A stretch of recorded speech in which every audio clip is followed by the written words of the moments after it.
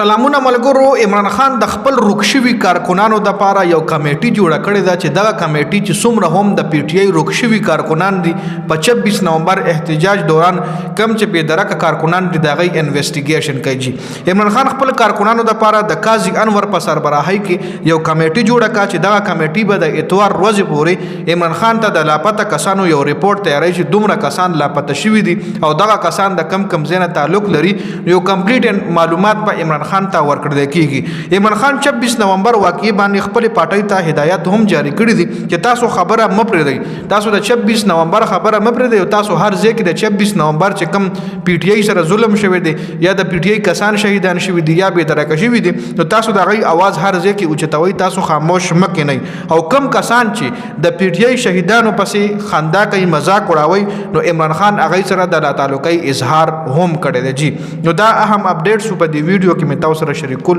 مننه جی. السلام.